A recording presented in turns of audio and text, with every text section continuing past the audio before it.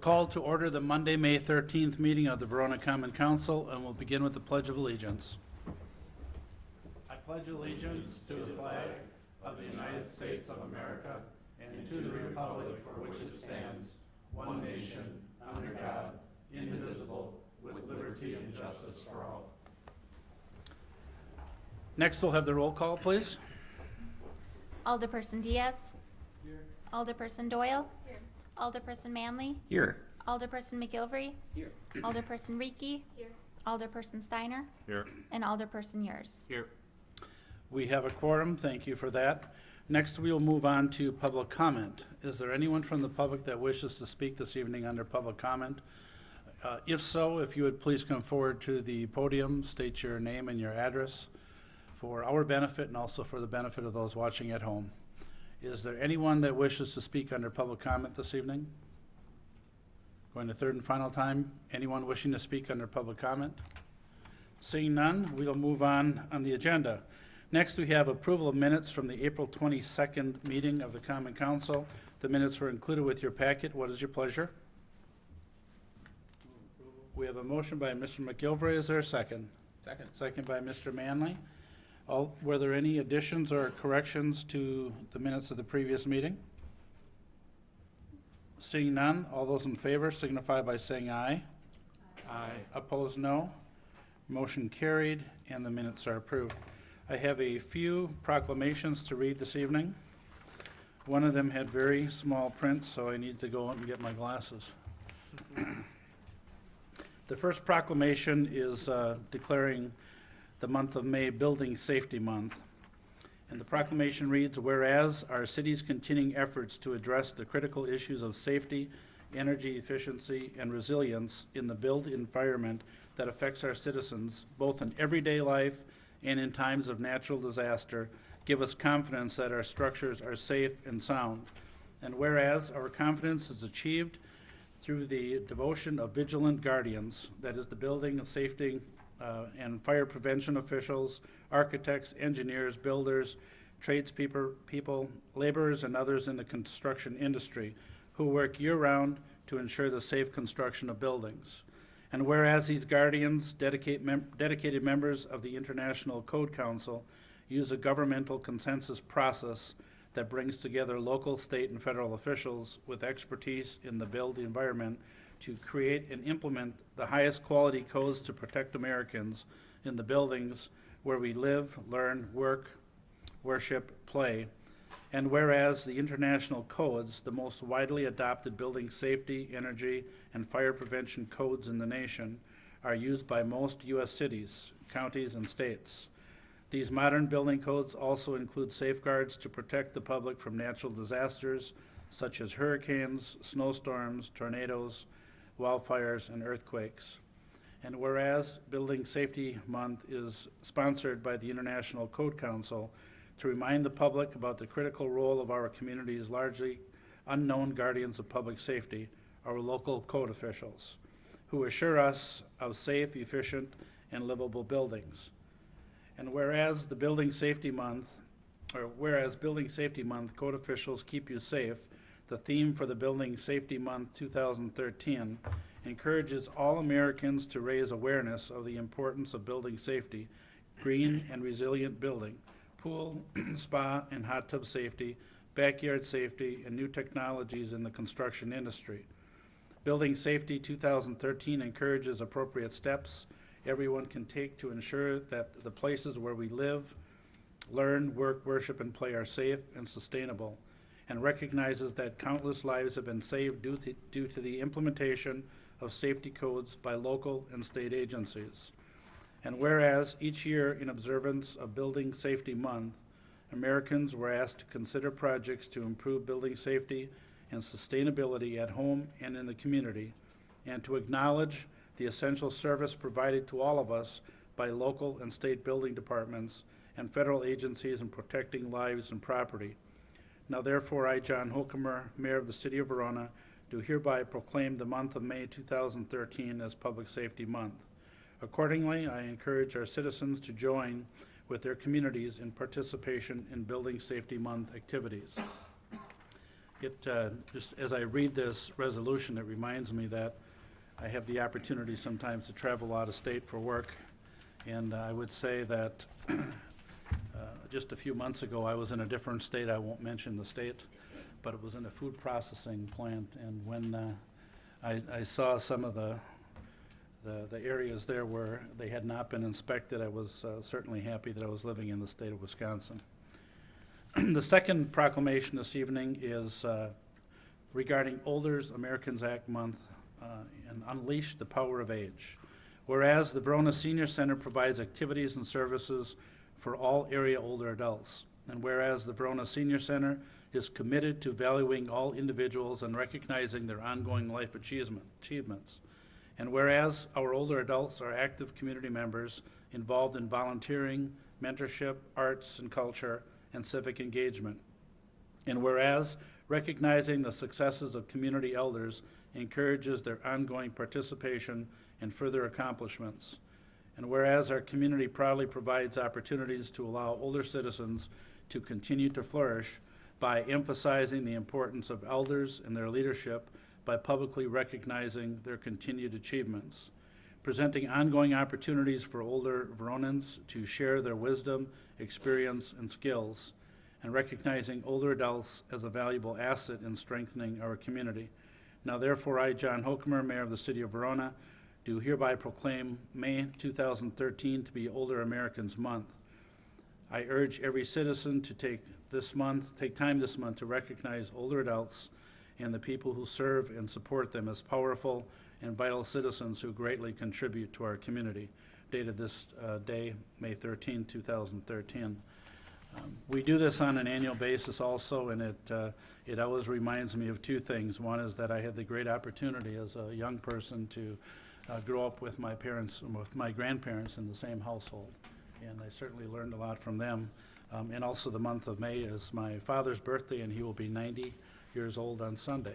So looking forward to visiting with him on Sunday. Third, we have a proclamation. Whereas the Congress and President of the United States have designated May 15th as Peace Officers Memorial Day, and the week in which May 15th falls as National Police Week. And whereas the members of the law enforcement agency of the City of Verona play an essential role in safeguarding the rights and the freedoms of the City of Verona.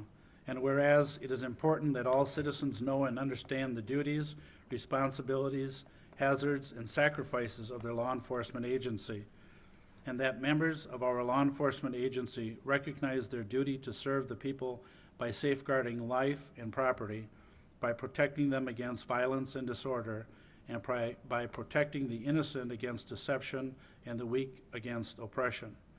Whereas the men and women of law enforcement agency of the City of Verona unceasingly provide a vital public service. Now therefore, I, John Hokemer, Mayor of the City of Verona, call upon all citizens of the City of Verona and upon all patriotic, civic, and educational organizations to observe May 12th through May 17, 2013 as National Police Week, with appropriate ceremonies and observances in which all of our people may join in commemorating law enforcement officers, past and present, who by their faithful and loyal devotion to their responsibilities have rendered a dedicated service to their communities, and in doing so have established for themselves an enviable and enduring reputation for preserving the rights and security of all citizens.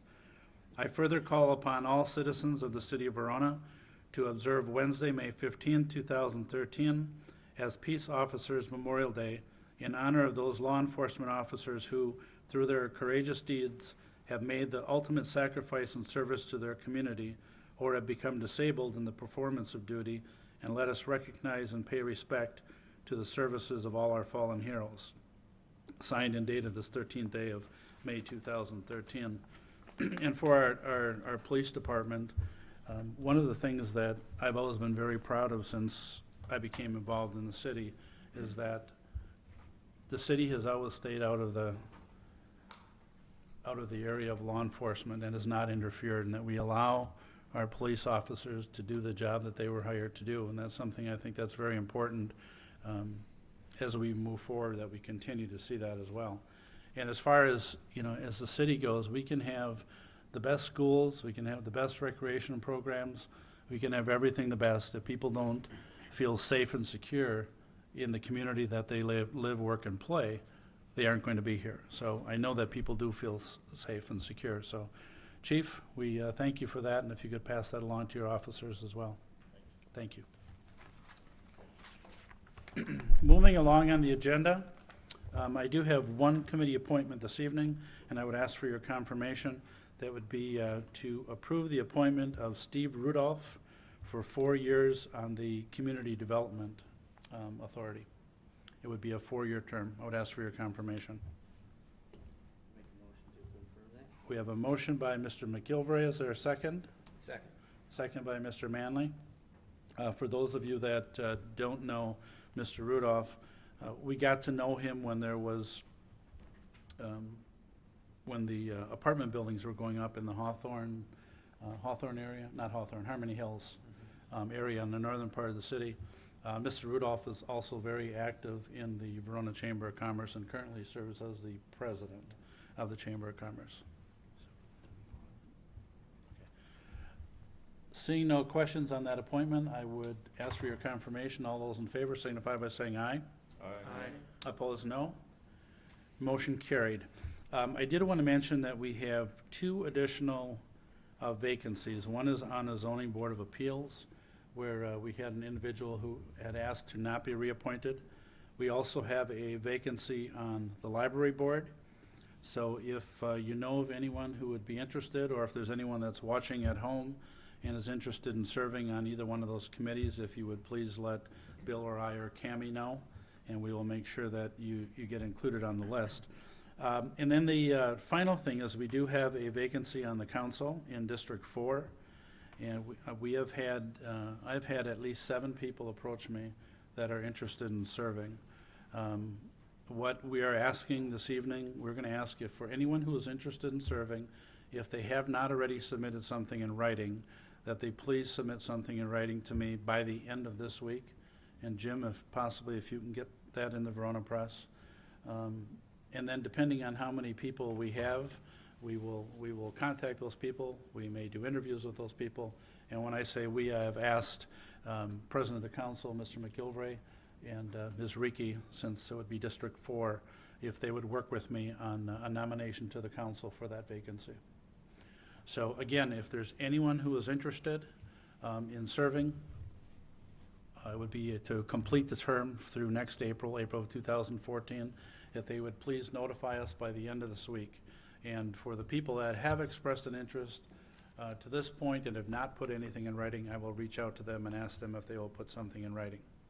But as of now, I've had 7 people approach me that may or may not be interested in serving. So that concludes my report.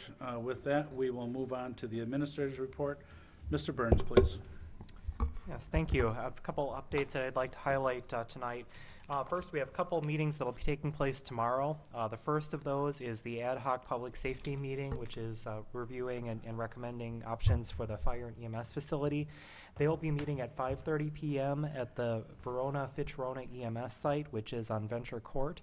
The members are going to take a brief tour of that facility, hear reports from staff that have visited several stations throughout the state of Wisconsin, and then be discussing the next steps in the process for planning for a fire and EMS facility, including options for looking at architect or construction and project management services. Later tomorrow evening at 7 p.m. will be a meeting on the downtown study. That's a public meeting that will take place at the Senior Center. And the purpose of that meeting is to review the existing conditions, review and have a brief presentation on several options that are being proposed for the Main and Verona Avenue intersection, and then get feedback on those options. And for anyone that's not able to attend the meeting but would like to provide comment, we will be getting a copy of the presentation materials from our consultant with MSA, placing those on the city website, as well as a feedback form for people to be able to provide feedback on that project. We're planning for a committee of the whole meeting that would take place a week from tonight on the 20th at 6 p.m. That'll be here at City Hall. Working with the mayor on putting together the agenda for that meeting, but right now the focus would be on planning, land use, and discussion of goal and priority setting for the City Council.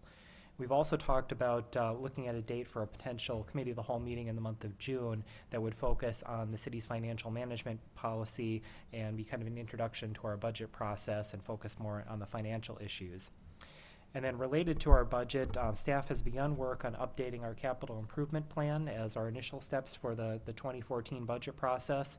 And we're planning to lay out a schedule for that. We'd likely be looking at a meeting sometime around the beginning of August to review the capital projects budget, have departments working on their budgets. So we'd like to have that discussion, as I had mentioned, in June to kind of discuss the financial the policies and status of the city and kick off discussions in that area. And then finally, coming up later this month, we have the Dane County Cities and Villages annual meeting on May 22nd. We also have border review training on May 23rd. And if anyone has not registered and is interested in attending one or both of those, please contact either Cammie or myself. Be happy to answer any questions. Are there any questions for Mr. Burns? Seeing none, thank you, Bill. We will move on then to the engineer's report. Mr. Gunlock, please. Thank you. First project this evening is the 2013 street rehabilitation project. The pre-construction conference for that project was held here at City Hall last Tuesday. There was a public information meeting held last Wednesday evening. Contractor indicated at the pre-con that he would start concrete removals on Mark Drive today. I believe he did that. He'll be in the Mark Drive, Thompson Street area probably the rest of the week, then proceed to Melody Circle and finally to the Eastview Heights neighborhood. The project includes removal of defective curb, gutter, and driveway approaches and replacement thereof, then pulverizing the existing asphalt pavement and base course, regrading the street and asphalt pavement. Generally, work is done on one side of the street at a time, so residents can park on the opposite side. Driveways are generally closed for only 7 to 9 days to allow for the placement of the driveway approach and curb and gutter. Project is to be complete by August 15th. Update on the well number 5 reservoir and well house. Contractor has completed the wall construction for half of the reservoir and is scheduled to have all the walls for the well house completed by the end of the week. The roof for the structure will be poured in mid-June. Once the roof is on, the mechanical subcontractor can commence the piping work in the well house. The project is presently on or very close to being on schedule, with final completion scheduled for the end of August. And finally, the US Highway 18 151 off-ramp at Epic. AECom is presently working on the construction drawings, specifications, and environmental documents required by the Wisconsin Department of Transportation for expansion of the off-ramp to 2 lanes. This expansion is required to eliminate AM peak hour backups of traffic onto the through lane of 18151. AECom is scheduled to have the plans completed by mid-July, with Epic's grading contractor building the improvements. Work is to be completed by the first week of September. That completes my report for this evening. If there's any questions, I'll try to answer them. Are there any questions for Mr. Gunlock? Not seeing any, Bob. Thank you. Welcome. We'll move on then to committee reports. We'll begin with the Plan Commission. Typically, the alder who serves on the Plan Commission provides the background and usually makes motions. However, since we have a vacancy in that position at this time, I'm going to ask our planner, Mr. Sayre, on each one of the 8 items under the Plan Commission, if you would provide the background. So we are on Agenda 9A1, which is a resolution R-13-007, to approve an amendment to the conditional use permit to allow a group development at 1979 Milky Way. Mr. Sayre, if you would, please. Epic is proposing to amend their group development conditional use permit to construct a 1,500 vehicle underground parking structure. The proposed structure would be 3 to 4 levels underground and be located about immediately north of their existing campus 2. The Plan Commission held the required public hearing last Monday, and we received no comments, and the Plan Commission recommended the council approve the conditional use permit amendment to construct the parking structure. You have heard the background. We could have potential motions, or we could have some discussion first, whatever is the pleasure of the body. Mr. McGilvray. Thank you, Mr. Mayor. I'll make a motion to approve Resolution R-13-007 to approve an amendment to a conditional use permit to allow group development at 1979 Milky Way. We have a motion by Mr. McGilvray. Is there a second? I second that motion. Seconded by Ms. Doyle. We are open for discussion on the motion. Is there any discussion on the motion?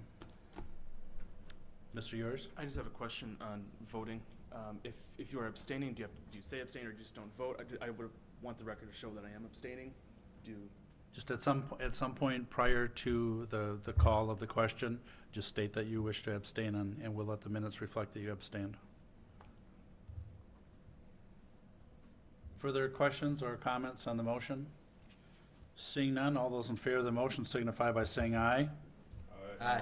Opposed, no. Motion carries, and we'll let the record reflect that Mr. Years abstained. I'm sorry, and Mr. Diaz as well? Okay. And the motion passes. Next, we are on agenda item 9A2, discussion and possible action regarding resolution R-13-008 to approve a certified survey map for the replat and division of the Epic Plat and request the vacation of areas dedicated to the public on a recorded plat. Mr. Sayre, please.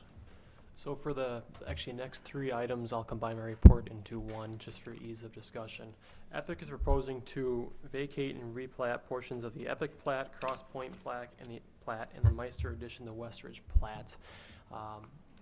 The process of doing this is longer and more cumbersome than a standard CSM or platting process. It actually, if the council does approve it tonight, it is required to go to the circuit court for approval.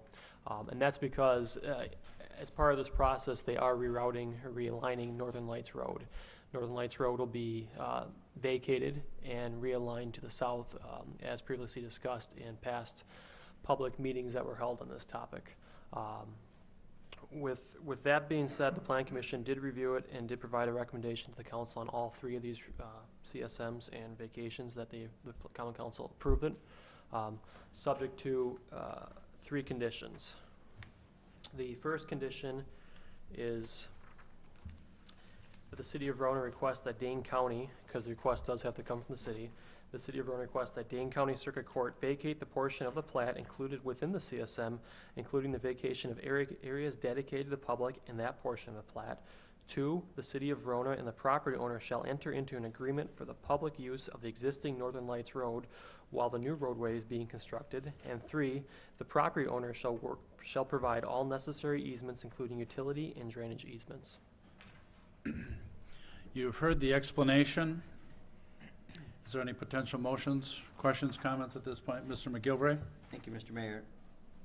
For the sake of discussion, I'll make a motion to approve Resolution R-13-008 to approve a certified survey map for the replat and division of the Epic Plat and request the vacation of areas dedicated to the public on a recorded plat to include the conditions as noted by Mr. Sayre. We have a motion by Mr. McGilvray. Is there a second? Second. Second by Ms. Reekie. We are open for discussion now on the motion. Mr. Manley. Thank you, Mr. Mayor. Adam, in terms of the discussion on these items before the Plan Commission, you indicated that the Commission recommended approval of each of the three. Were those all unanimous recommendations? No, there was one dissenting vote. Can you tell me who that was? Jack Linder. Okay, thank you. Further questions on the motion?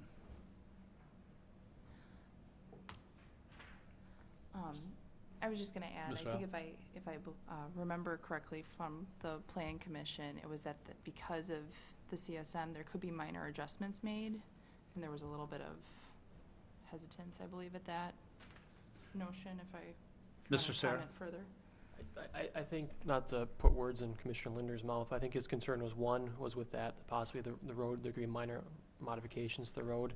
I think he also had some slight concerns about the timing of the replat and the CSMs. I think he felt that he wanted to see more of a bigger package. He wanted to see Campus 4 and Campus 5 and the replat all at once. And I think that was his larger and bigger picture concern as well. Thank you. Further questions, comments? Mr. Manley? Yeah, I guess I just want to make a comment, and because it's related to the third and fourth items, I'll just make the comment now, but it all really has to do with the same project. And I guess the comment is that when this proposal was first brought forward, or the city and residents of Verona first became aware of this proposal, I received a lot of very strong negative reaction from the people in District 2 who were not comfortable with the idea that that the Epic campus would be expanding into what had been platted as residential areas within the Meister addition. And I think the first public hearing that we had on this, which was located in these chambers, was a very contentious meeting and hearing. And, I was persuaded at that time that the idea that somebody would make a purchase of a home, and, for most of us, the home is their largest and most important asset that you ever possess in your life, and that the idea that they would purchase a home thinking that they knew what their neighborhood was going to look like, and ultimately have substantial changes to zoning and land use and so forth that could impact the value of that asset. I was persuaded that that's maybe something that we shouldn't do, and I wasn't real comfortable with it. However, I think as the process evolved and as people became more familiar with the project itself, and what was proposed, and some changes that Epic made based on the series of public hearings, and not just on the footprint and location of the development, but also traffic impacts.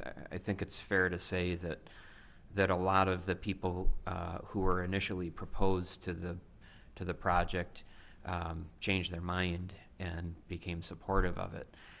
And I don't know that it really has unanimous support at this point, but I think that the people that I've heard from in District 2 who live in and around where this project are proposed, that the majority of them are now supportive of the project itself, and are supportive of the land use change, including the change from multifamily to commercial development in that area.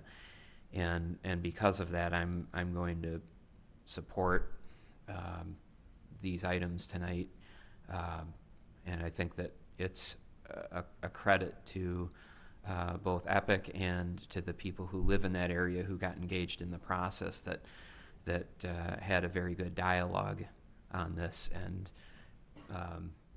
the plan, it did evolve and was responsive to concerns that people brought forward. And I think it was I think handled well by the city residents, by city staff, and by the applicant. And I think that that's why I'm planning to support it tonight. Thank you, Mr. Manley, for those comments, and certainly I was at those meetings as well. I completely agree with what you're saying, and I would urge the Common Council to support the next three items here. Further questions, Ms. Doyle?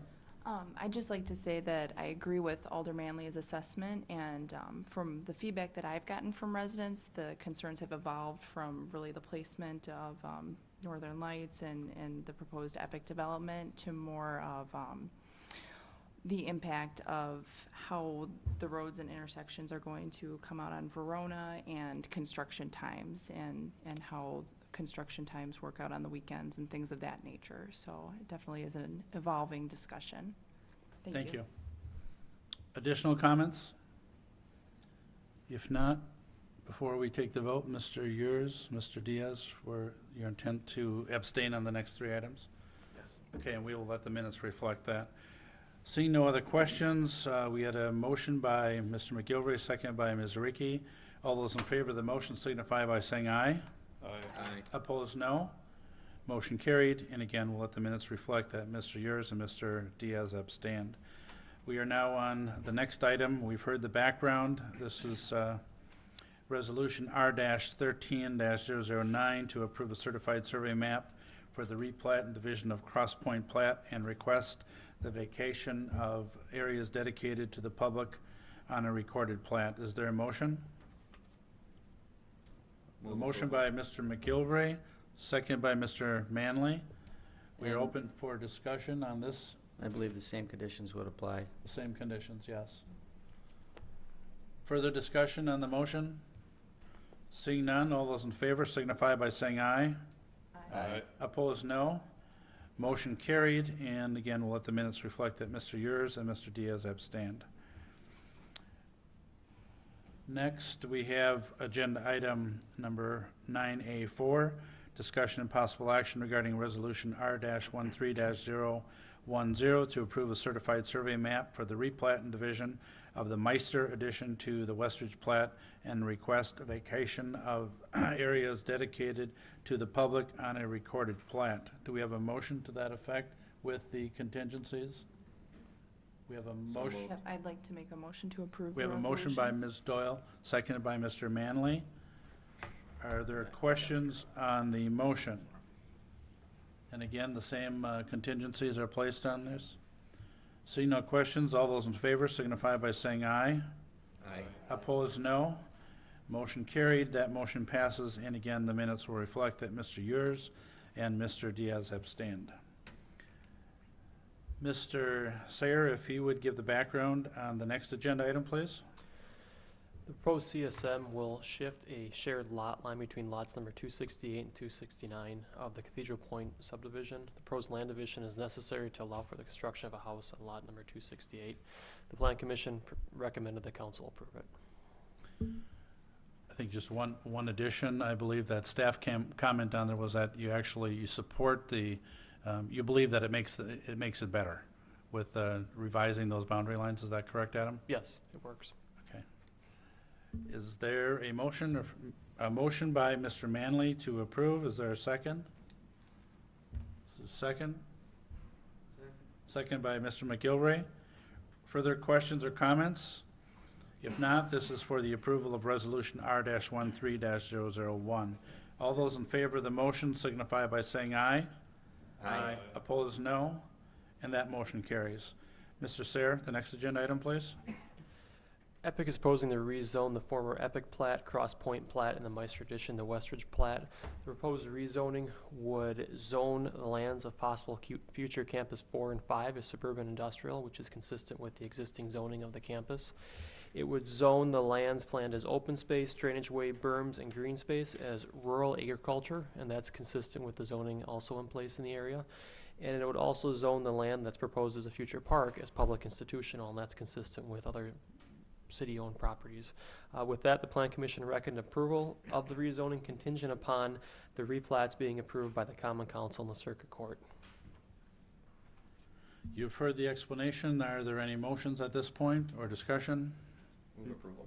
We have a motion by Mr. Manley. Is there a second? Second by Ms. Doyle. Are there questions on the motion? Questions on the motion? Seeing none, all those in favor signify by saying aye. Aye. Opposed, no. And that motion carries. Mr. Mayor, I need to abstain again. Abstain, okay. Okay. Mr. Yurs and Mr. Diaz And the next one as well. abstain, okay.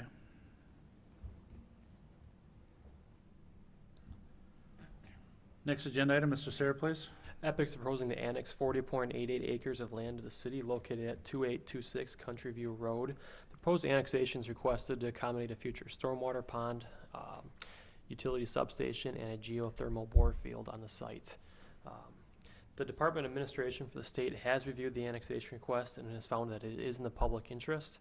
With that, the Plan Commission recommended that the council approve the annexation request. You've heard the background. Is there any discussion or potential motions? Mr. Manley? I will move approval. We have a motion by Mr. Manley. Is there a second? Second by Ms. Doyle. We are open for discussion on the motion. Is there any discussion on the motion? Mr. Manley? Yes, just a question. Do we, and this is maybe directed at Bill, but now with the annexation of this property from the town of Verona, we're required to pay, is it 5 years? 5 years. Of taxes that are, and that's based on its present valuation and not the future valuation, is that correct? Yes, that's correct. It is 5 years of the town taxes based on the current valuation, and that amount has already been paid by the applicant to the city, and then we would hold that and pay the town as we're required to. Okay. So otherwise, and this is outside of the TIF area, so otherwise the city will receive the full assessed value, or taxes based on the full assessed value of this property upon its annexation? Yes, that's correct. Okay, thank you. Any further questions on this, on the annexation issue? Seeing none, all those in favor signify by saying aye. Aye. Opposed, no. Motion carried, and the minutes will reflect that Mr. Yurs and Mr. Diaz abstained. Mr. Sayre, please. So before you tonight is a conceptual review of a proposed plan development to construct a 91-unit hotel at 613 West Verona Avenue. Proposed hotel would be 3 stories in height, would have underground parking and surface parking, and also street parking. The plan development is being requested due to the fact that necessary exemptions may be required as part of the project, and that may include parking spaces, a green space requirement, and possible setback requirements as well. Specific architectural plans have not been submitted with the proposal. The intent of this step in the plan development process is step 2 out of step 4.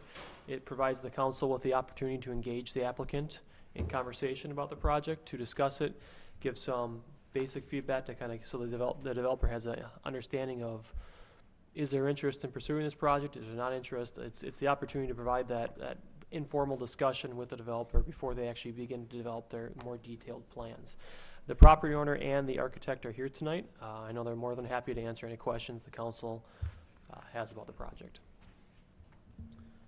You have heard the background. Mr. Yurs, please. The only question I have, and having listened to the discussion at the Plan Commission meeting as well, would be on the on-street parking and delivery trucks. Wondering if there's enough room for the trucks to maneuver. The question stems from the fact that the city just had to redo some ordinances to allow for delivery trucks at another business in town because the trucks couldn't maneuver around the on-street parking. So I just wanted to make sure that that was thought of before any more plans were made, but I mean, that's a minor thing. Just wanted to bring it to the attention. Mr. Reader, if you would, please, please come to the podium if you would, Ron. I think to answer that question, Mr. Yurs, the most recent amendment to our ordinance for parking was because of loading dock areas coming out onto Investment Court. In the proposal that these people are here tonight with, there's no loading dock areas that there would be a conflict. I think one of the questions that I asked at the Plan Commission was regarding trucks and deliveries, and it was indicated last week Monday that by far the majority, or if not all, of the deliveries would be made through the front door. I see nodding of heads in the back of the room, so that's what I was informed of last week Monday. Are there further questions or comments? Mr. McGilvray. Thank you, Mr. Mayor. Adam, could you speak to the setback issues? What are we talking about here? I mean, this is in the overlay district, right? Correct. It does fall within the overlay district, so that requires a 15-foot setback of all street frontages. This property is unique that it has 3 street frontages. It has Verona Avenue, 9 Mount, and Half Mile Road. So the setback that they may be looking at, and this is one of the things they have to kind of refine as they go forward, is the setback off of Half Mile Road. That's the one that it's going to be close. Okay, and then if you could speak to parking, because parking for the city of Verona has been a challenge for a long time. And going forward, it always bothers me when we make a decision to allow less parking, even though the reasoning is always good. The record always shows the same thing, that we have not enough parking. So if you could speak to that a little bit, that would be great. Sure. Right now, they may or may not need a parking exemption. The code requires one parking space per unit or per hotel room. So there's 91 units. I think they have about 99 parking stalls on site. It also requires one parking space per employee at the largest work shift as well. They may or may not need the parking exemption. They may actually meet the code requirements. One of the things they're actually doing in this hotel to kind of reduce the amount of parking demand on the site is that it won't have any conference room space. It won't be like the Holiday Inn where they have a conference room and events will be held there. It's just straight hotel rooms. That's all it's going to be. And there's a small breakfast area, there's a small snack area for the people that actually are living there. But no one will go there. There won't be a restaurant there. There won't be any other features there that would attract people that aren't staying there. But from a parking standpoint, I had them put on the list because at this point they may or may not need that as an exemption. We'll know that more if they move forward with their plans. Okay. Go ahead. Just for the record, I guess the setback off a half mile, for me, that's already a pretty big intersection, and I can't imagine that we would need to expand that, given the kind of development that's already across the street. So I'm certainly open to that part of the conversation if we're moving forward, and I would be supportive of this project moving forward. I haven't heard anything from people who live in the first district as a reason to oppose it. So at this point, I just wanted to go on record and say that I would support it.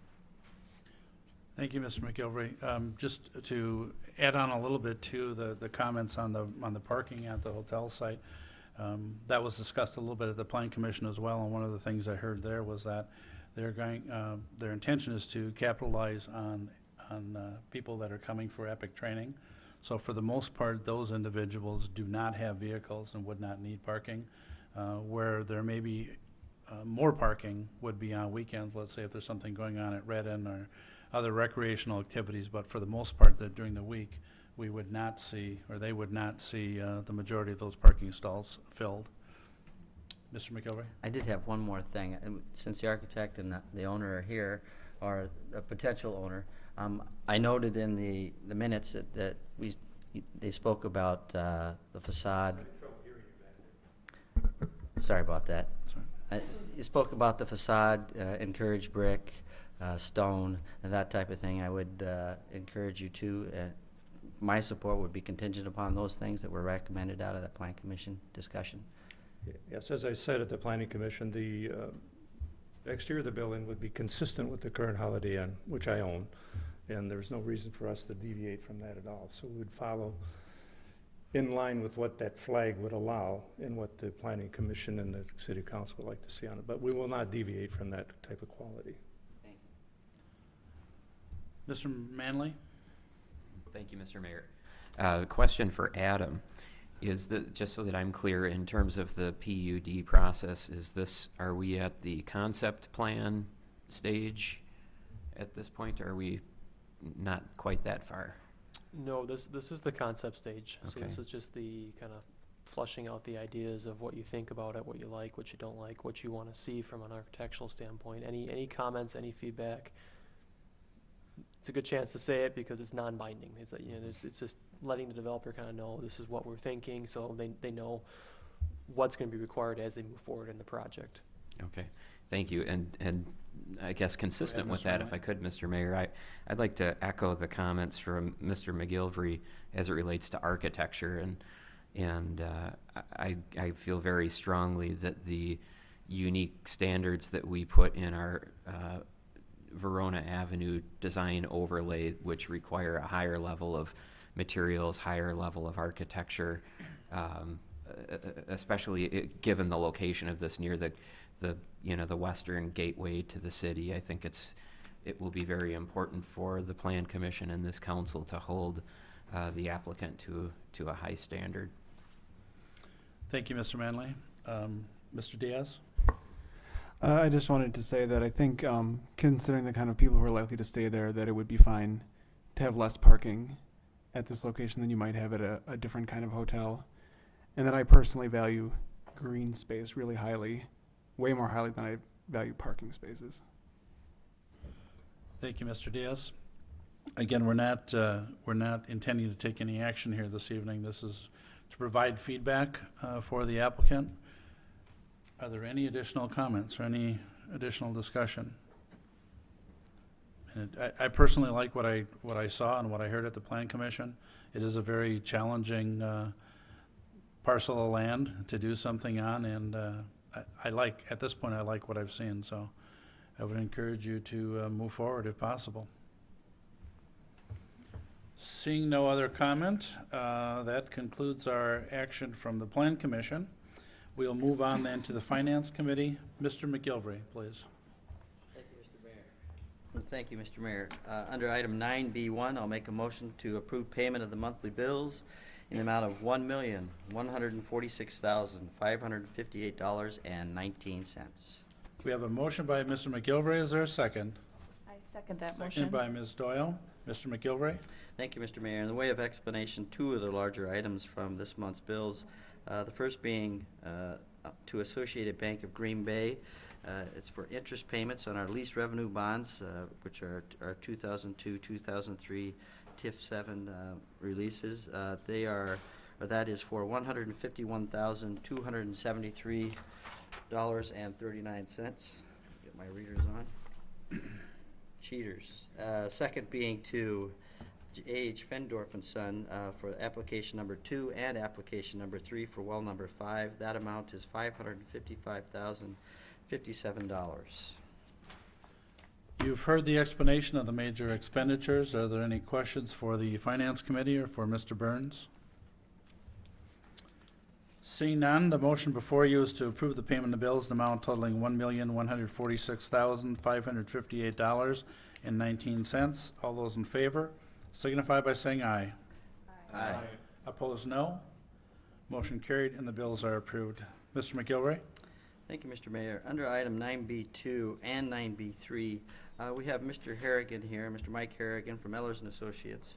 I'm going to have Mr. Burns and Mr. Harrigan take this, and then I will make the resolution, make the motion on the resolutions. Mr. Burns?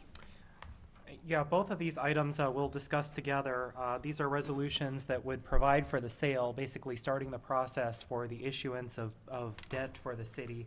The first issue of approximately $5,970,000 would be a refunding of 2 of our current issues to take advantage of savings and interest rates. The second item would be the issue of notes for the dollar amount of approximately $2,460,000, and that would be for the financing of projects which are included in the city's 2013 budget to be financed through borrowing. Items included for that would be costs for planning, engineering, and design for the fire EMS facility, the purchase of an engine for the fire department, the 2013 street project, some planning dollars for the County Highway M project, and then some radio communication equipment for the DANECOM system. The city works with a financial advisor, Ellers and Associates, and our finance director and myself have been working with Ellers on putting together the financing plan, and Mike Harrigan from Ellers is here tonight to present the details to you. You should have a packet with the information available at your place. Mr. Harrigan, if you would, please. Thank you, Mayor. And Bill, council members, it's good to be with you again this evening. I have the pre-sale report prepared, which provides a good deal of detail about these borrowings. I want to provide sort of a summary of what's in here for you.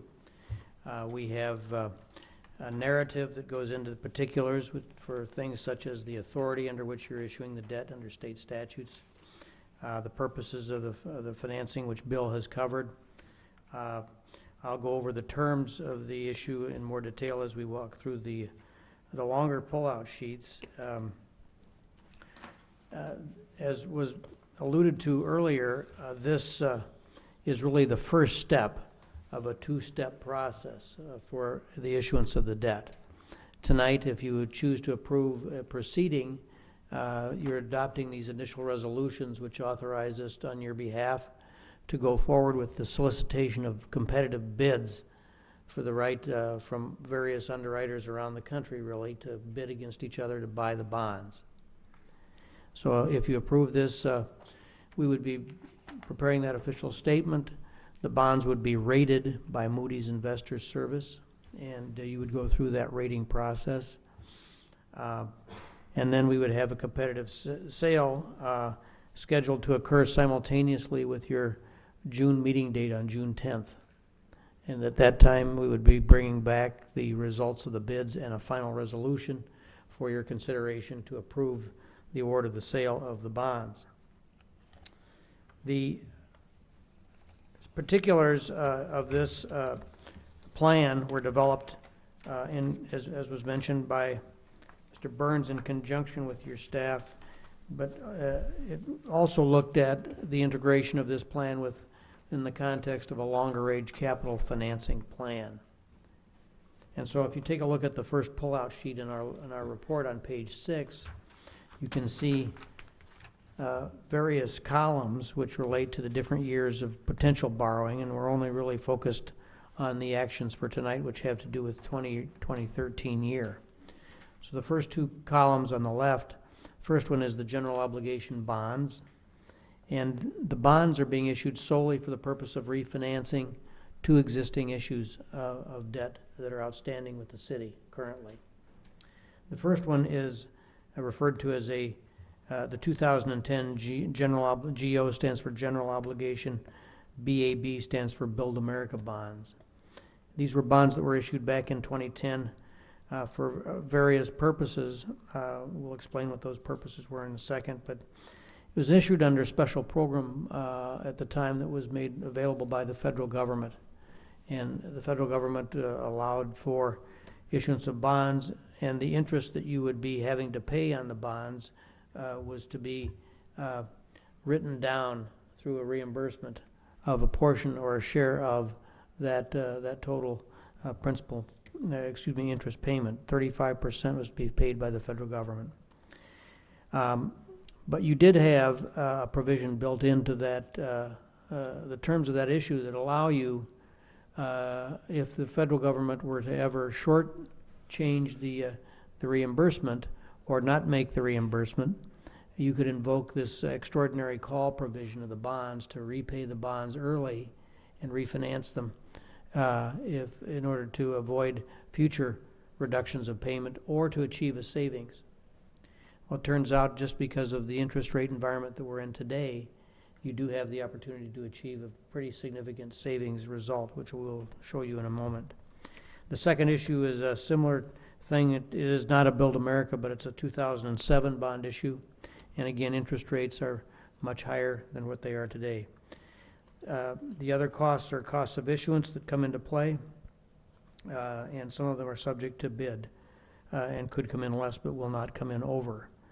The second column is the general obligation notes, which Bill had already mentioned are going to be the capital improvements that are budgeted for approximately $2.4 million worth this year. And then you will make decisions as you go forward on the future capital needs in future years for the other projects.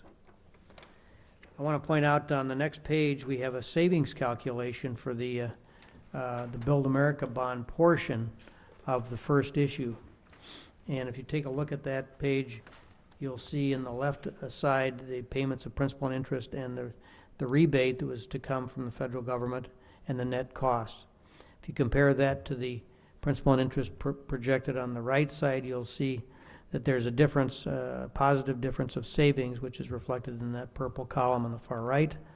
So that what we're showing here is the potential for you to save a total of $230,000 versus what you would have paid even with the full rebate of the Build America bond program. And that's actually worth, because you get it over time between now and 2030, we discount it to reflect what it's worth in today's money. So that's $190,000. And it's still 10.3% of the principal being refunded. And it's an important number because usually Anytime that goes over 2%, you begin thinking about the potential for refunding. Making sense. Next page is the same kind of calculation for the other issue being refinanced. That's the 2007 issue. And you'll see again a savings projection here, which is higher. It's $384,000 in future value, or $309,000 in present value, or 8% of the principal being refunded. Now this is an advance refunding, so we're actually going to be refunding only the callable maturities. So the ones that occur from 2016 through 26 will be what would be refinanced. The 14 and 15 issues will remain outstanding, and you will pay those as scheduled. So that together they constitute the refinancing that's shown on page 9. The total principal and interest payments are broken into the part that goes to the Build America piece and the 07 issue. And you'll see that they're not stretched out beyond the current term of the existing debt. I might mention that the savings that we project here are all net of any issuance costs, so you're not having to take money out of your savings to pay those costs.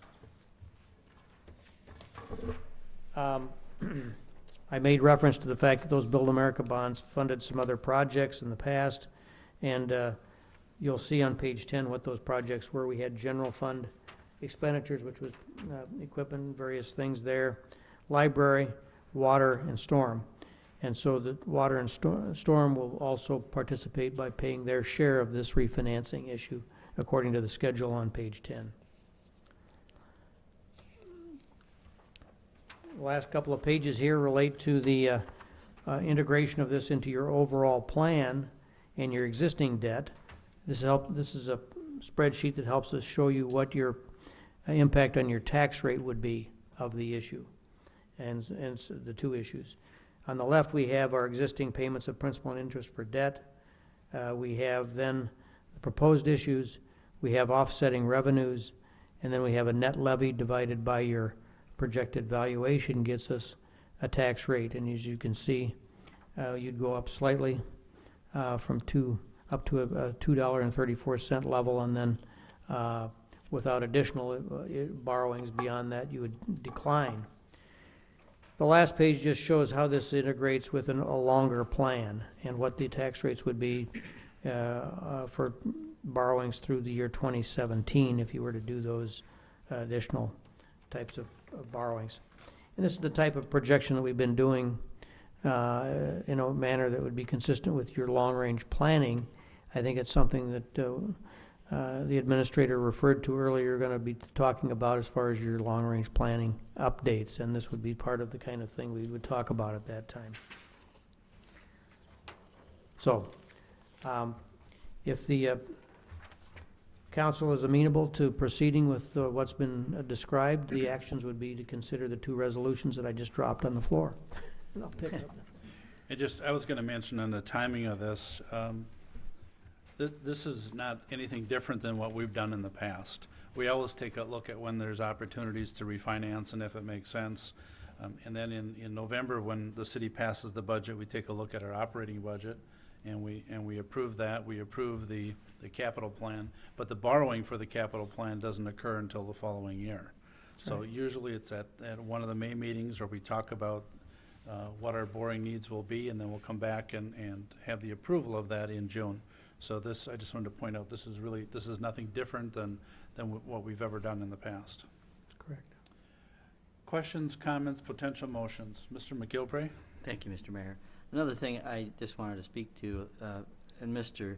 Harrigan alluded to it at the Finance Committee meeting, you know, the discussion we had with the Build America bond at the time when we originally did this was whether or not the money would always be there for this rebate. And I just wanted to say to Mr. Harrigan as well as staff that I appreciate that you helped us make sure we built into those purchases of those offerings, that in the event that the money wasn't there, which as it turns out it isn't quite the way we had thought it would, we would have this opportunity to do this. Because, you know, I'm looking at that $230,000 that's a significant savings, but part of the bigger picture, the $614,000 is a nice savings for us to be looking at. So thank you very much to staff and to Mr. Harrigan for helping us with those decisions in the past.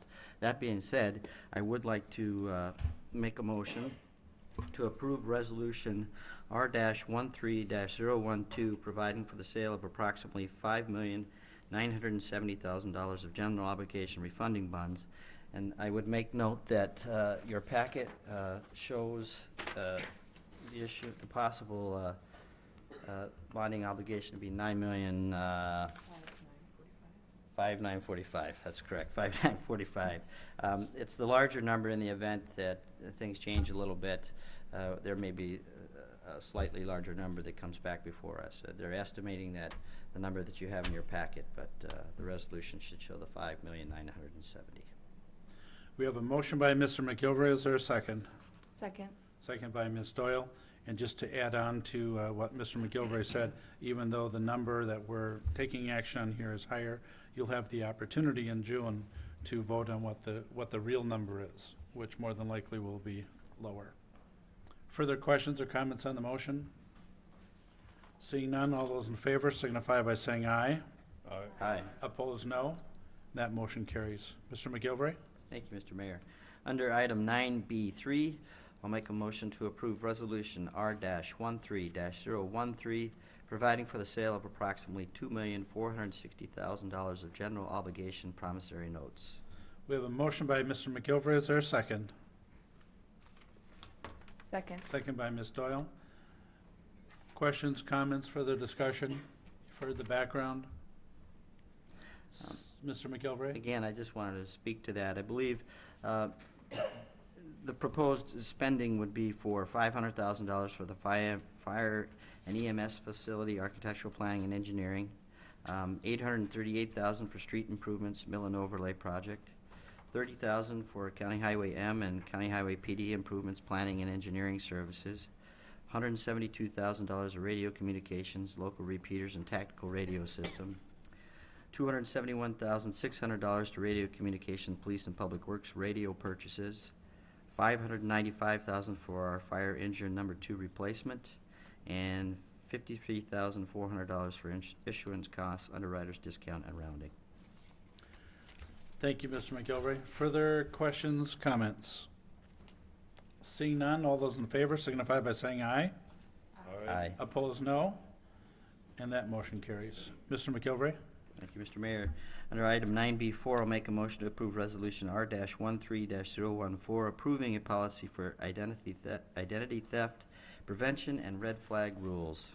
We have a motion by Mr. McGilvray. Is there a second? Second by Mr. Manley. Mr. McGilvray? Thank you. In the way of explanation, on April 22nd, the Finance Committee met to review a policy for an identity theft prevention program in compliance with red flag rules. This policy establishes procedures designed to detect, mitigate, and prevent identity theft in connection with opening and maintaining utility accounts. In addition, it identifies measures to protect consumer information from unauthorized access to city electronic records. The Finance Committee did vote to recommend the Council adopt this proposed policy. You've heard the explanation of the resolution. Are there questions or comments? Seeing none, all those in favor of approval of Resolution R-13-014 signify by saying aye. Aye. Aye. Opposed, no. And that motion carries. Mr. McGilvray? Under item 9B5, I'll make a motion to approve Resolution R-13-015, approving a capitalization policy. We have a motion by Mr. McGilvray. Is there a second? Second. Seconded by Ms. Doyle. Mr. McGilvray? Thank you, Mr. Mayor. Again, on April 22nd, the Finance Committee did meet and review the proposed capitalization of city assets policy. The Government Accountability Standards Board has issued statements which require the establishment of definitions and criteria for the recording of capital and intangible assets. The proposed policy defines capital and tangible assets and establishes thresholds and useful lives for asset classification. The Finance Committee again did recommend that the Common Council adopt this proposed policy. Again, you've heard the explanation, the background. Are there any further questions or comments? Seeing none, all those in favor of the motion signify by saying aye. Aye. Opposed, no. Motion carried, and that has been approved. Is there anything else from the Finance Committee? No, thank you. Thank you, Mr. McGilvray. We'll move on to Public Works, Sewer and Water. Mr. McGilvray. Under item 9C1, I would make a motion to approve awarding the contract of the Lincoln Street box culvert and channel modification to Hammersley Stone of Fitchburg in the amount of $229,891.85. We have a motion by Mr. McGilvray. Is there a second? Second. Seconded by Ms. Reekie.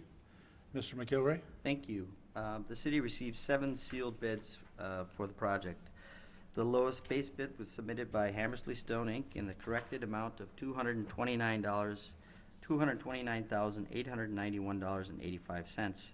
The second lowest bid was submitted by E&N Hughes Company in the amount of $235,367.85. The engineer's estimated prior to the bid opening without contingencies was $254,000. Hammersley Stone, Inc. has performed work on numerous projects for the city of Verona in the past. The staff recommends, as well as the Public Works Committee, that we award the contract to Hammersley Stone Company in the amount corrected at $229,891.85. You've heard the explanation, the background. Are there any questions? I don't see any questions. The motion before you is to award the contract for the Lincoln Street box culvert and channel modification to Hammersley Stone in amount not to exceed $229,891.85. All those in favor signify by saying aye. Aye. Opposed, no. And that motion carries. Mr. McGilvray? Thank you. Under item 9C2, I make a motion to approve Resolution R-13-016, approving a development agreement for the Cathedral Point Subdivision Phase 3. We have a motion by Mr. McGilvray. Is there a second? Second by Mr. Manley. Mr. McGilvray? Thank you, Mr. Mayor. At this point, I think I would like to have Mr. Burns speak to both this one and the next one. And Mr. Burns, if you would, please. Yes, this item that is presently before the council is approval of a resolution approving a development agreement for the Cathedral Point subdivision. Cathedral Point has phases 1 and phase 2 complete. This would be a third phase, which would add 32 single-family lots extending along East Whispering Pines Way. The development agreement includes provisions that the public improvements to be constructed would be constructed to city standards and in compliance with city requirements. It also identifies the fees that would need to be paid as part of this development and includes language which would require a surety in the form of a letter of credit, which provides the city a means to draw upon if there would be a problem with the improvements not being completed, both for the improvements within this phase of the development, as well as for the developer's share of the improvements to the northern segment of the Locust Drive reconstruction. And if I can touch on the other item as well that's next on the agenda, the Locust Drive Bridge Agreement. The city entered into an agreement with the developer of Scenic Ridge and Cathedral Point back in 2008 prior to the development of those two subdivisions. And as part of that three-party agreement, it identifies improvements that would be needed to Locust Drive, to the Locust Drive Bridge, including the widening of that to allow for additional pedestrian and bicycle access. And it also provides language about other development of streets within the developments. Since that agreement was originally put into place, there have been changes in the economy and changes in the phasing of the development of those subdivisions. And as a result, at the time, it was thought that the main east-west road through the Cathedral Point subdivision would be East Chapel Royal, and that by 2013 that would be constructed, allowing for additional improvements, and with a sufficient number of lots being developed, that those improvements would be needed. Based on the changing circumstances, the city has worked with the Public Works Committee and the developers to negotiate an amendment to that agreement over the last several months. And under the terms of the amendment, it identifies what are the improvements that are needed as the highest priority, ensures that those would be completed in a timely fashion without the city having to front the cost for those improvements. And that reflects the Locust Drive street reconstruction for the northern segment in 2013. The southern segment of Locust Drive would be constructed in 2014. It requires that Veridian would establish the east-west connection of East Whispering Pines Way as the connection all the way through to Locust Drive by 2014, and then it identifies that Chapel Royal would need to be connected by 2017, allowing for the reconstruction of the bridge the following year. And I'd be happy to answer any questions. Mr. Reeder, our Public Works Director, has been involved in this and is present as well if there are questions for Mr. Reeder or Mr. Gunlock. Mr. McGilvray. I just wanted to add that the Public Works Committee, as Mr. Burns said, has been involved in the process for quite some time, and tonight we voted unanimously to bring this forward. Questions or comments for the Public Works Committee? Mr. Burns, Mr. Reeder? Mr. Years? Just a quick question for Mr. McGilvray. I'm just wondering, were there any concerns brought by the public or anybody on these matters at all? I have not heard any. There were certainly none that were brought at the committee level. Ms. Reiki did have some questions when we spoke about this 2 weeks ago concerning bike and pedestrian traffic in the interim as it relates to this next item up, but I don't think we had anything that's been relayed to me. Have you heard anything, Mr. Reeder? Further questions or comments? Ms. Doyle? Just a quick comment. I know that in speaking about the plans with Epic and losing those residential plots, a lot of people have said, well, there's Cathedral Point and other developments that we're working on to increase access to more residential homes if need be. So, thank you.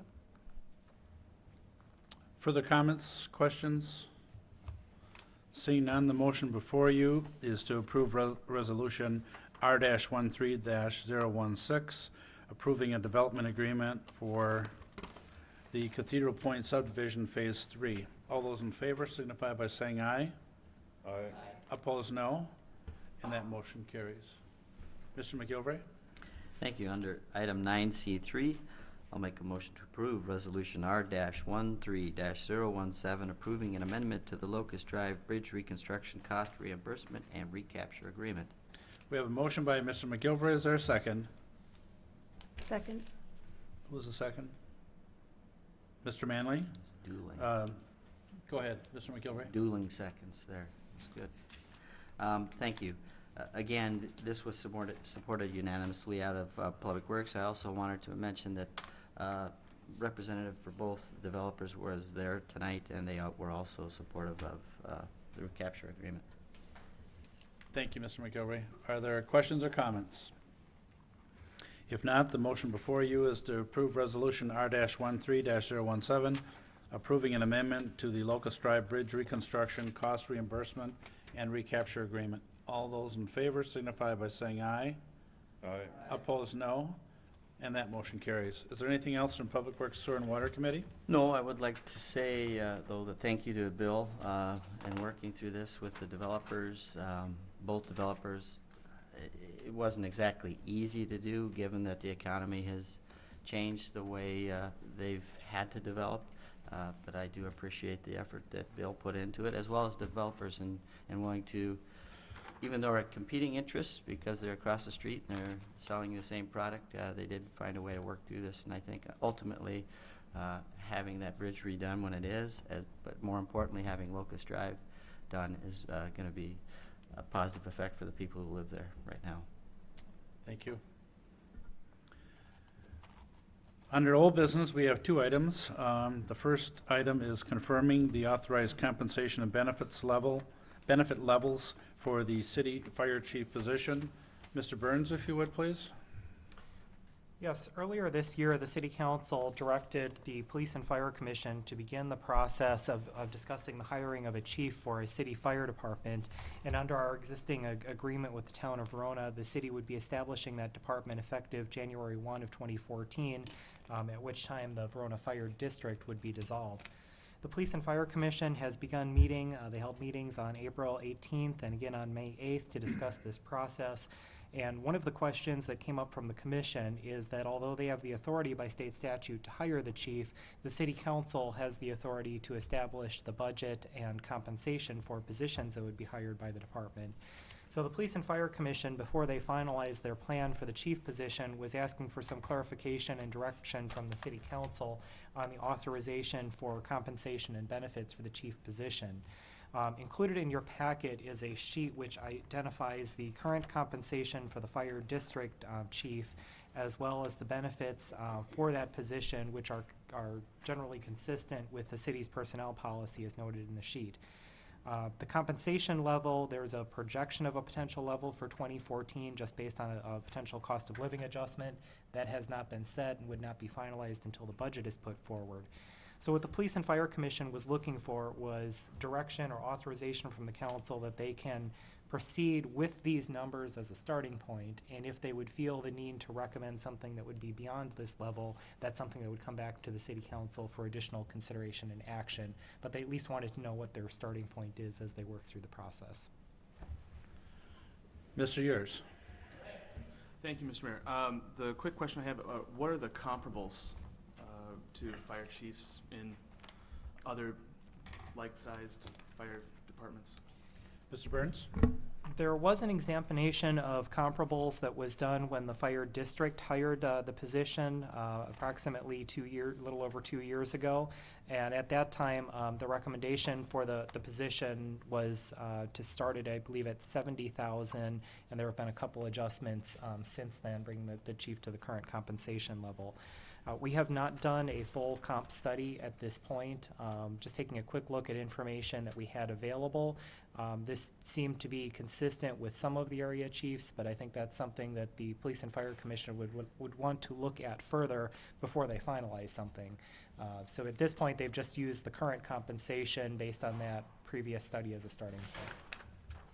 I guess before I'd want to make a decision, I'd want to be able to see those numbers of what a comparable chief makes and move from there. Further questions or comments? Questions or comments? Any potential motions? Mr. Manley? I guess I just want to make sure that I understand. Would you prefer not to take action on this until you have the comparable data? Yeah. Okay. Then I guess, I don't know if you need a motion to just defer this item? Mr. Burns? Yeah, if there is not a comfort with taking action at this time, I think this could be held over for a future meeting. I think practically what that would mean is the Police and Fire Commission would need to hold off on their decision of a process until they can do a comparable study and report back. Certainly that's an option. I think they wanted to know, do they at least have the authorization to start with the existing compensation level and then come back if there was a desire to look at something that would be beyond that? I believe they're trying to schedule a meeting that would take place later this week. If there is interest in holding off, I can relay that message to them. It wouldn't necessarily require a motion. If we had consensus to hold it over to a future meeting, we could do that as well. Thoughts, questions? Mr. Yurs? I guess I don't know how other people feel. I would like to see these numbers, but I mean, if it's absolutely necessary that they need to move forward, as long as there is the knowledge that we could come back and revisit this at some point in time when those numbers are available. But I also don't want to create more headaches than there already are or that need to be. I think what our preference would be is if it was acceptable to move forward at this level, and then if the Police and Fire Commission determined that there wasn't enough salary level there to come back. But Bill and I both have, we talked about it, and we really think that we need to have the Plan Commission have the ability to move forward. January 1 is going to be here before we know it, and the commission has to hire a chief so that he or she can hire the other fire officers as well, or firefighters. So our preference would be that we keep this moving, but I'm not saying, or Bill and I aren't saying that we have to do it at this meeting. Ms. Doyle? I'd just like to add that I'm comfortable with moving forward, but with the question that Alder yours raises, I would only be worried about not giving enough compensation, because I think we all value our public safety workers and want to make sure they are adequately compensated for their work. So Bill, if you would again, just could you reiterate that if, I don't want to put words in your mouth, but if the Police and Fire Commission determine that the 75,000 is not high enough, they certainly could and should come back to the Common Council. Yeah, I think what they were looking for clarification is, do they at least have the ability to work within the approximate amount that's available now through the budget for the fire district chief? And if in going through their process and looking at comparables, they feel that it needs to be something beyond that, then they would come back with a specific recommendation to the council. But they at least wanted to know if they have the current area to be working with.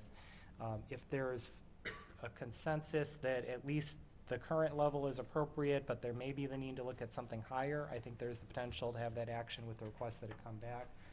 Or if there's concern with the level where it's at, I guess that information would be helpful to relay to the Police and Fire Commission as they go through their process. Mr. McGilvray? Thank you. I'm comfortable with moving forward per your description of how things would pan out. I like what I heard from Mrs. Doyle.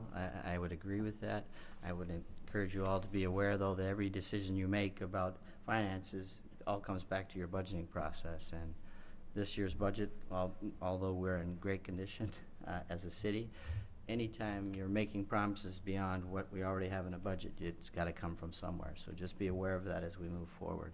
So at this point, my recommendation would be that we would support this moving forward. It can come back, as you have said, and we could have this discussion about possibly increasing if we actually need to. Mr. Yurs? Then I, at this time, would like to make the motion to allow the Police and Fire Commission to begin the process under these terms, with the understanding that after comparables have been looked at, if we need to come back, we do so. We have a motion by Mr. Yurs. Is there a second? Second by Mr. Diaz. We are open for discussion on the motion. Further discussion on the motion? Seeing none, all those in favor signify by saying aye. Aye. Opposed, no. And that motion carries.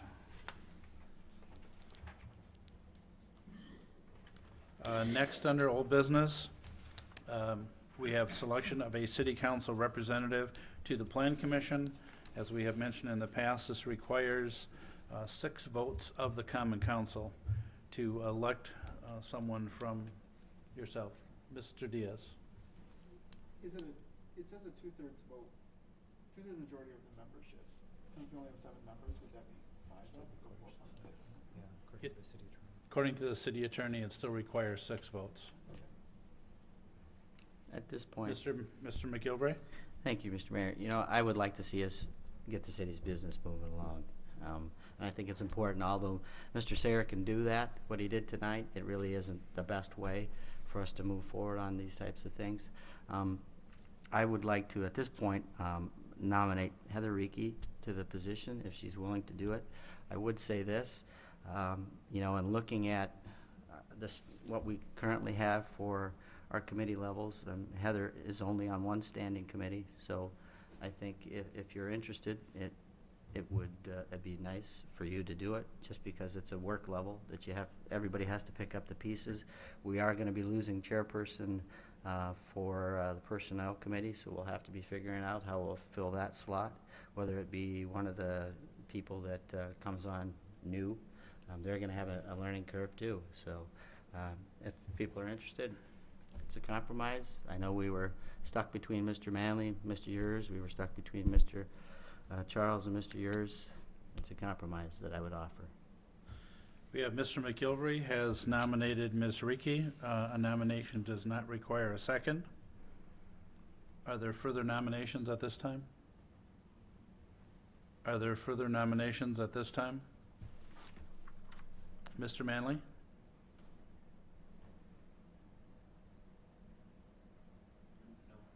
Further nominations at this time? Ms. Reekie has been nominated. but it does require a vote of the Common Council. Mr. Manley? Thank you, Mr. Mayor. I agree with Mr. McGilvery that we've got to just move forward here.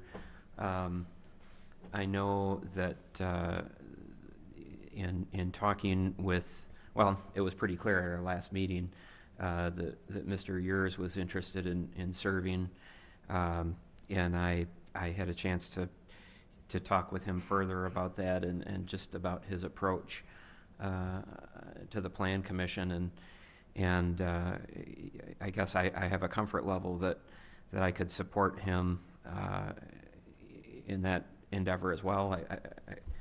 I'm prepared to support Alder Rieke as well, but I just want to, if Mr. Yurs is interested in serving, I'm willing to make that nomination.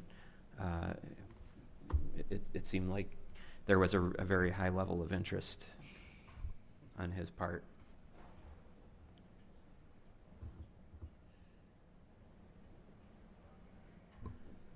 At this point, there is only one nomination on the table. Ms. Rieke has been nominated.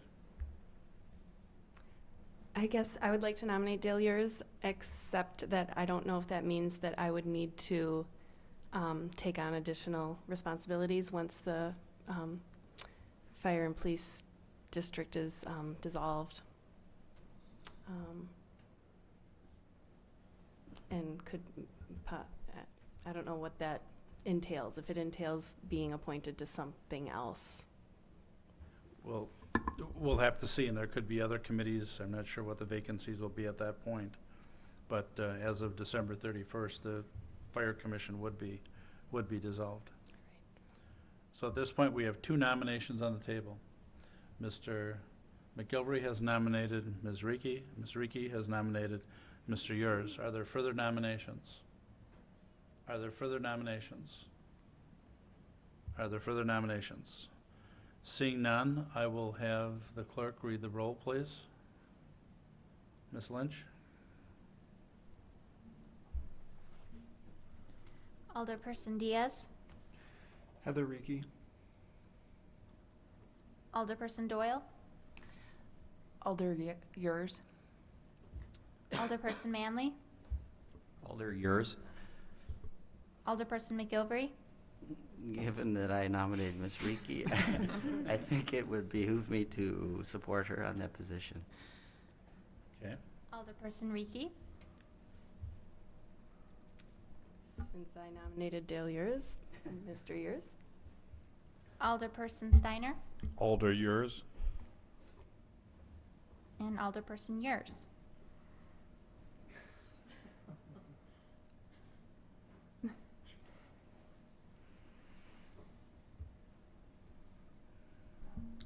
Alder Yurs. We have 2 votes for Ms. Rieke, 5 votes for Mr. Yurs, neither having received the required 6 votes. Mr. McGilvery. Let's move on. I'll make a motion to, I'll nominate Mr. Yurs into the position. Mr. McGilvery has nominated Mr. Yurs. Are there any further nominations? Are there any further nominations? Are there any further nominations? Seeing none, Ms. Rieke has, Mr. Yurs has been nominated. I will have the clerk read the roll. Ms. Lynch, please. Alderperson Diaz. Alder Yurs. Alderperson Doyle. Alder Yurs. Alderperson Manley. There's only one. Alderperson McGilvery. Alder Yurs. Alderperson Rieke. Alder Yurs. Alderperson Steiner. Alder Yurs. And Alderperson Yurs. Myself. Thank you. Mr. Yurs has been elected to serve on the Plan Commission. We thank you for that. And Alder Yurs, we're looking forward to working with you on the Plan Commission. And I think you're already aware of this, but unless, typically the Plan Commission meets the first Monday of the month unless there's other things that we have to move it around for. So thank you, members of the council, for that. That concludes the old business. Under new business, we have approval of operator licenses this evening. I don't believe we have any for approval this evening. Okay, thank you. Next, we have under discussion possible action regarding potential purchase of property in the downtown. If we have discussion here, this would require a closed session, and someone would need to make a motion and read the exact language that's on the agenda.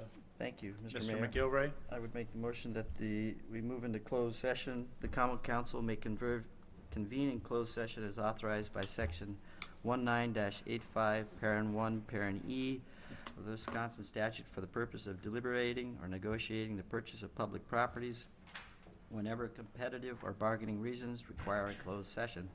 The common council may reconvene in open session and take action on the closed session item. We have a motion by Mr. McGilvray. Is there a second? Seconded by Mr. Manley. A motion to go in closed session requires a roll call vote. Ms. Lynch, if you'd read the roll, please. Alderperson Diaz? No. Alderperson Doyle? Yes. Alderperson Manley? Aye. Alderperson McGilvray? Aye. Alderperson Reekie? No. Alderperson Steiner? Aye. And Alderperson Yurs? Aye. We have that motion passes with 2 voting no, Mr. Diaz and Ms. Reekie voting no, and the time of closed session is 8:32.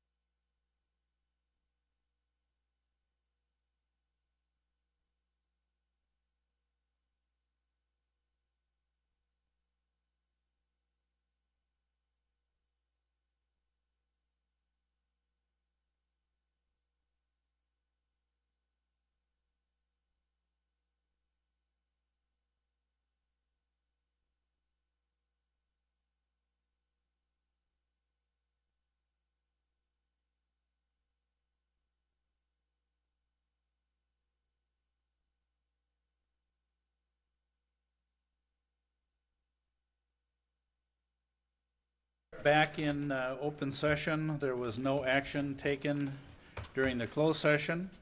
We are now on agenda item number 12, which is announcements. Do we have any announcements this evening?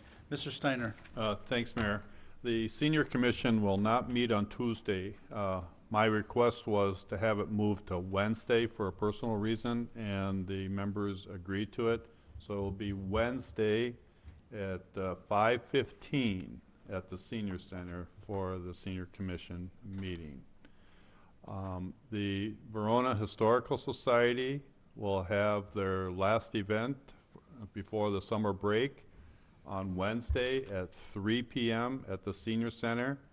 It is highlighted by Annette Funicello's farm movie that she made in Verona back in the 60s, and it will be shown. President Volker promised that he won't come up with something else. He will show that this week. 3 p.m., Senior Center, Verona Historical Society.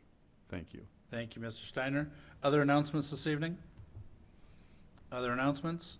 If not, a motion to adjourn would be in order. We have a motion by Mr. McGilvray. Is there a second? Seconded by Ms. Doyle. A motion to adjourn is non-debatable. All those in favor signify by saying aye. Aye. Opposed, no. Motion carried. We are adjourned. Thank you, everyone.